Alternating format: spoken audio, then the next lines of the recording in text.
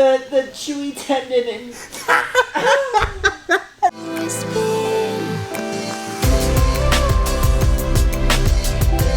Hello, esteemed colleagues of the world of internet activity. Welcome to a video. Today I have some plans involving the fabrication under the hood of my 1974 RA21 Toyota Celica. If you're new and you'd like to get caught up on this project, up above my head is possibly a link to the last video where I worked on it, or also could be a patented recipe for hummus and brie gooch deodorant. God. Gooch deodorant. Ew. Today's plan is to build a 123 UZ. I'm building a number UZ. This right here is a junkyard blown up 2UZ with VVTi, and the VVTi 2UZs have this plastic long runner intake, which is great for a truck because it helps make low end torque. However, it's super tall. Also, something way less critical but notable is the fact that the plastic intake manifold just doesn't really mesh well with the theme of this build. Okay, you want to play that way? I see how it is.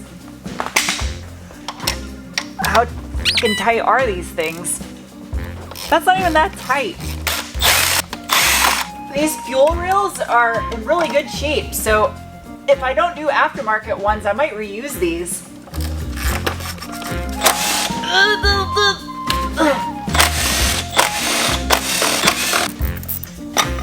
This thing looks like some kind of flute from Star Wars. My whole objective of this project, since I'm using an engine out of a truck and sticking it in a 2,100 pound car, is that I want to get the torque down lower and the horsepower up higher to achieve a perfect square horsepower and torque figure. You don't realize how tall this thing actually is until you see the sides of the lower half of this plenum.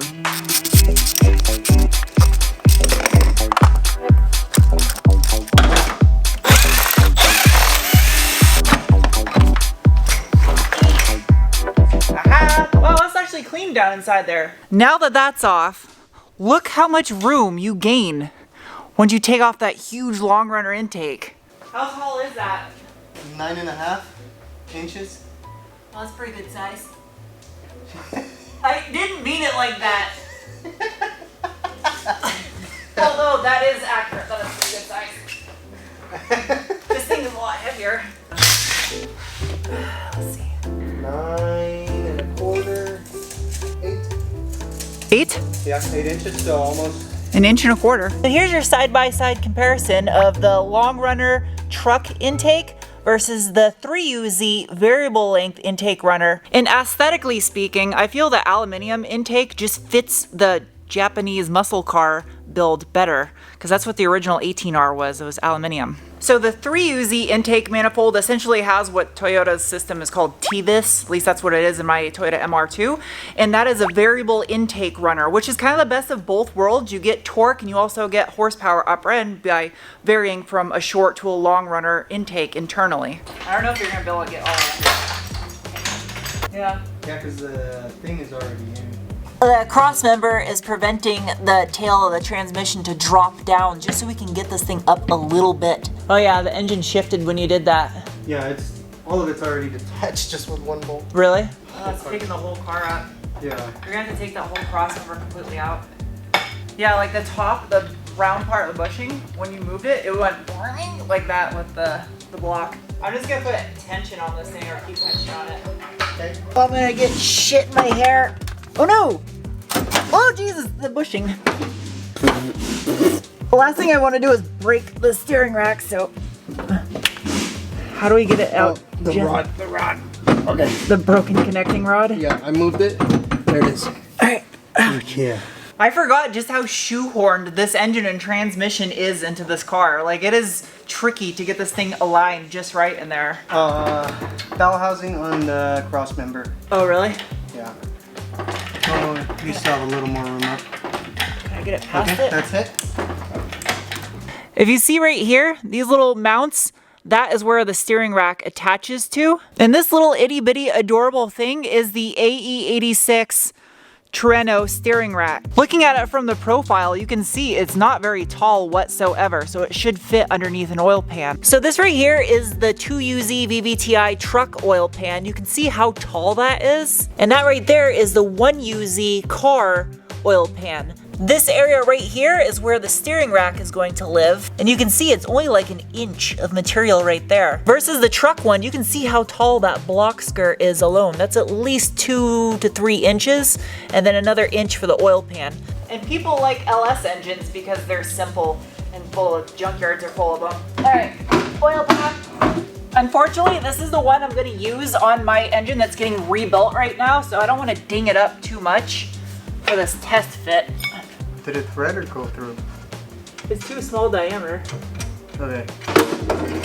Adapting the 1UZ oil pan for use on a 2UZ isn't exactly plug and play. Slight issues, not really a big problem, but the 2UZ oil pan skirt uses larger 12 mil bolts to hold it on along the sides right here, whereas the 1 and 3UZ oil pan uses a smaller 10 mil head bolt. Additionally, this little tube right here, which fits a 12 mil bolt, is longer on the 1UZ in contrast to the actual stud on the 2UZ. So I'm gonna have to put longer studs right here. Other than that, all of the bolt locations are exactly the same, so it is still fairly easy, just some minor tweaks. You can at least use the rearmost bolts because those are identical, and this should work in that sense. We're gonna have to drop the lower oil pan if we want to get anything in on those. I got the rearmost 12 mils in there. It's just enough to hold the skirt up to the block so we can test fit. Oh, that's perfect right there. Push it in. There you go. Yeah, we probably should have installed the steering rack before. The tail of the transmission can come up a lot because it's going to be about that high once you have the steering rack in there. Yeah. Let me see if I get the steering rack in there. Yeah, that shifter plate came in the mail already. It literally might fit with that, because like, if you look over here, that right there is the cavity where the steering rack's going to live, and I'm happy with that right there. I don't even think I need to modify the oil pan, really. Besides, the engine still has room to come up a little bit. Let me bring it up a little bit so you can stick the wood in it. That way it's just not sitting on the oil pan. I don't like that idea. I'm not gonna put the TVIS diaphragm, the little vacuum diaphragm that goes underneath it. It's not necessary, just for a test fit. So this hard pipe for the EGR system on the 2UZ is substantially taller right here, and that's causing clearance issues, as well as the water neck right here on the 2UZ is a lot longer, which a huge benefit of using the 3UZ water neck is it's designed to slope with a car hood, so it gives me more clearance. You can see right there where the radiator hose connects to, it's way taller on the truck one versus for the car one.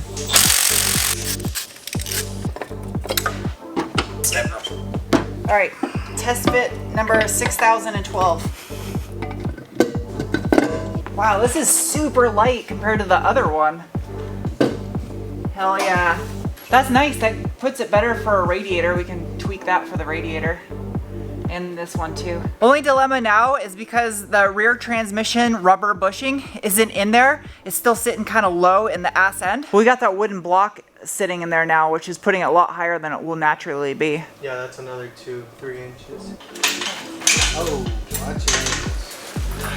One last thing we gotta take care of is get that block of wood out of there. Got it. Thin wood. Get the engine lower than it was before. Yeah. Welcome to the following day. This is turning out to be more difficult than I had originally anticipated. Since Charlie was gonna do the motor mounts for this thing, he is here and discovered that's not the case. I think if we're gonna run the stock hood, we're gonna have to space the cross member down in order to clear that oil pan. I don't know. Right now I'm lowering the back of the transmission because it has to come down. So you want this up higher? Yeah, just like a scoosh. I'm not quite sure what unit of measure is scoosh metric or imperial. It's neither. Isn't that Jay and Silent Bob skadoosh? Isn't that? Yeah, I think so. There. It is definitely passenger biased, but it's also cocked at an angle. Well, no, the tail housing is dead center of the car right now. Really? So this right here is the factory cross member that was on here. We don't want to mess up the geometry, so it's like 10 centimeters. Close enough. This one is bolts up to the car. 97 millimeters. This one's like 102 millimeters. So there's like 5 millimeters difference between the two of them. So instant center and roll center are already slightly worse. It's hitting right here on the driver's side of the bell housing, on the lower portion of the tunnel right there. So yeah, actually, regardless if I use the R154 or a W58, or even like a CD009 out of a Z, I would have had the same issue because it's the UZ portion of the bell housing that interferes right here with the firewall. It has nothing to do with the transmission, really. It's if we fix the firewall situation, the nose of the engine will come down. So it's essentially the ribs that are the worst. The ribs on the lower edges of the oil pan are what contact the rack bushing area. That's all we can do, you know what I mean? Like, there's only so much we can remove before the oil pan gets into the rotating assembly. There's a reason why no one else does the swap, because it's not an easy swap. Are you staying under there when I lift this engine up? Yeah, because I'm gonna have to manhandle the back of the transmission. Okay, that's clear. Alright. Wanna come out? I can't. So now the oil pan's out, you can see right here, this little structural rib is what interferes the most out of anything. You can't rotate it all the way because it's blown. I know, it's a pain in the ass. And I'm all where it should be, I guess. The little floppy rod that just dangles. Ain't got no gas in it. You also don't want the counterweight going into the oil bath, do you? Because it'll create foam in there. Windage, yeah. It's also a loss of horsepower. 1 inch is like about all you're gonna get out of this without running into the rotate less than an inch. I'm filming your ear. So there's, We can go as low as that and that's it. yeah, there's no more clearance in the oil pan that way. Yeah. Pretty much a cut all the way along here and down and across and then all the way back around here. So now that's out, you can see the UZ bell housing, these ribs on the side, and then up here on the top by where the starter is at, are impacting right here, and right here. It's not under the dash. It's just right here. I was touching right here where it goes vertical. So that area right here might be okay. The little top spot depends how much it needs. This is not an easy project, but this is what makes it worth it. Doing something that's this difficult to pull off will make it worth it, especially if not only pulling it off, if it's clean when I'm done with it.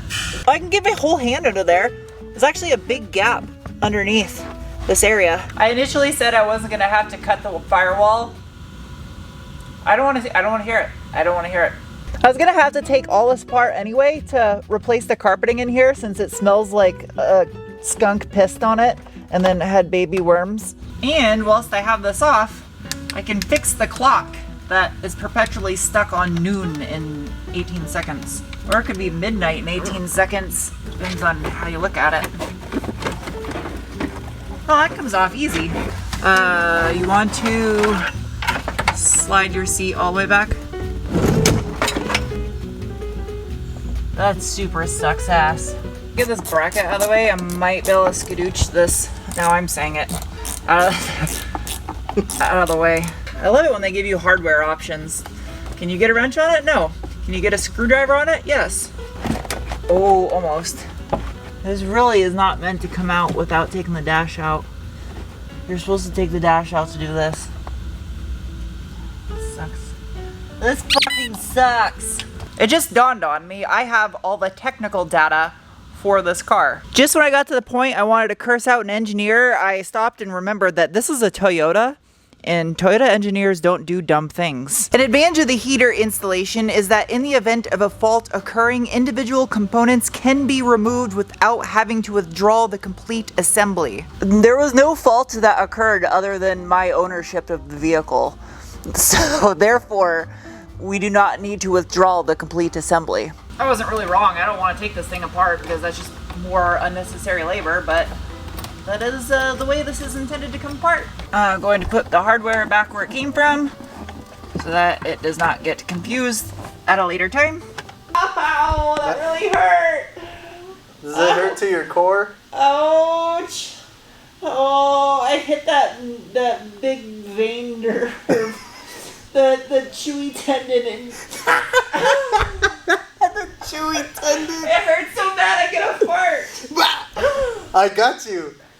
Oh God, you know where you have the little bone right there? I got the sheet metal, the rolled sheet metal on the drip edge there. Oh. Remove center console and peel back carpet. Well, you didn't do that either. I mean, just a micro bit of clearance, and that's probably all it needs. Like, this had to happen 100% because to get this carpet out of the car to replace it, I would have had to have done this. So this is not a wasted process at all. It's super thick. That's why we couldn't do this before. Oh man, got it. Oh yeah, Angel. Look how much easier this is now.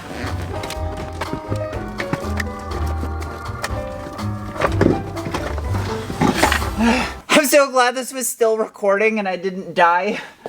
This sucked. Look at all this aftermarket wiring for something. It was like an alarm or... Yeah, so I'm pretty sure all that right there was black mold underneath the carpet. You still like got congestion? Yeah, throat is itchy. Same thing. My nose and the back of my throat is a little irritated. Oh jeez. You hear that? It just started raining all of a sudden. Anyway, this is gonna go on to the next video because I got some fabricating to do. I'm only going to do the minimal amount necessary to give me some more clearance in here. Primarily, it's just gonna be on the edges. That is just a minute amount. And I'm gonna do this as clean and OE as looking as possible. This is not going to be a fast process, just FYI. But I'm going to show you every step of the way, so that way you can actually see what it takes to do something like this on a project car. Anyway, thank you guys for watching. I'll see you soon with another video. Bye!